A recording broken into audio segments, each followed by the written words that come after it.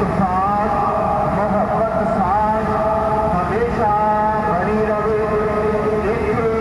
तन पंजाब के समूह विछोड़ियां के सिर ते मेरा भरिया हथ रखना, पंथ के नौजवानों को चढ़दी कला विच रखना, पंजाब को चढ़दी कला विच रखना समूह पंथ की अरदास है जी।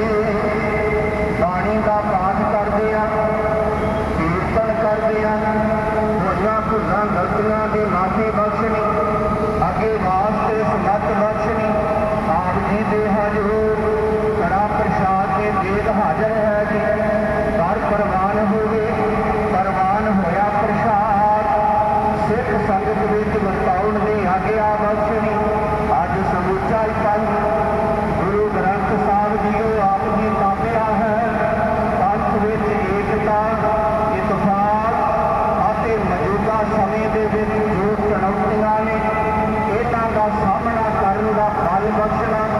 ਸ਼ਹੀਦਾਂ ਦੇ ਪਾਏ ਹੋਏ ਪੂਰਨਿਆਂ ਤੇ ਚੱਲਦਿਆਂ ਮਨੁੱਖੀ ਹੱਕਾਂ ਦੇ ਲਈ ਆਵਾਜ਼ ਚੁੱਕਣ ਦਾ ਉਦਮ ਬਖਸ਼ਣਾ। ਆਈ ਸੰਗਤ ਦੇ ਹਾਜ਼ਰੀ ਦਰ ਪ੍ਰਵਾਨ ਕਰਨੀ, ਕਦਮ ਕਦਮ ਜਿੱਥੇ ਲਾਉਣਾ।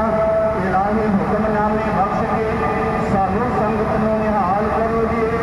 ਸਹੀ ਪਿਆਰੇ ਮੇਰੇ ਜਿਨ੍ਹਾਂ ਮਿਲਿਆ ਤੇਰਾ ਨਾਮ ਚੇਤੇ ਆਵੇ, ਨਾਨਕ ਨਾਮ ਚੜ੍ਹਦੀ ਕਲਾ ਤੇਰੇ ਭਾਣੇ ਸਰਬੱਤ ਨਾਮ।